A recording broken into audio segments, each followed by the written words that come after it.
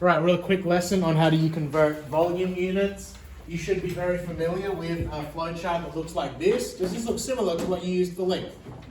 Does it look similar to what you used for area? Good. So volume measured how much 3D space an object takes up. This space is measured in something called cubic units, which is cubic millimeters, cubic centimeters, cubic meters. So to convert between these, it's the same flowchart, but the only difference is everything is cubed. So millimeters, cubic millimeters, cubic centimeters, cubic meters. Can someone tell me what the number was between millimeters and centimeters?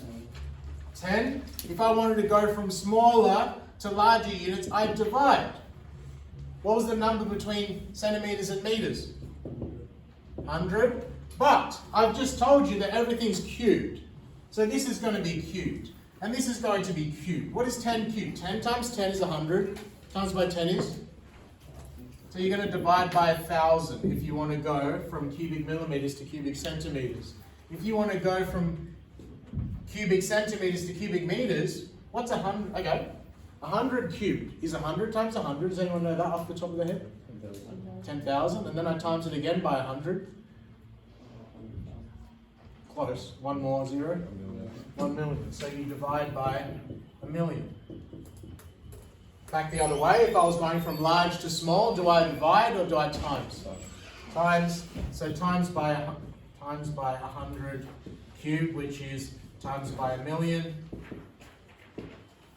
times by 10 cubed, which is times by 1,000. So you literally have like 4 practice questions to do some conversions. I'll show you how you deal with that. If I was asked to convert 0.137 cubic meters to cubic centimeters, I go on my flow chart, I'm in cubic meters, so I'm here.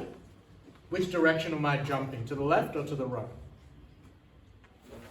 To the left. I'm going from cubic meters to cubic centimeters, and what does it indicate that I need to do? I need to times by 1,000,000. So 0.137 times by 1,000,000. You can use your calculator. You have access to a cheat sheet and a calculator for your test. But right now, because I taught you from the start of the term, how many zeros are there here?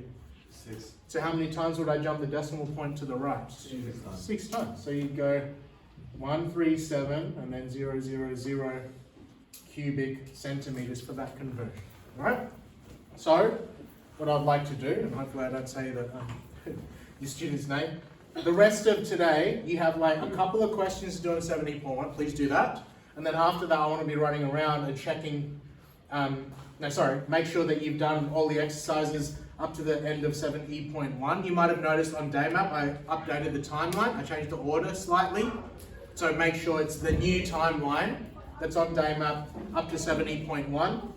And also, I want to eventually, by the end of the lesson, check your total painted surface areas so that you've done half of the melts. Okay? Any questions about that process? I'm going to stop the video and I need to have a chat.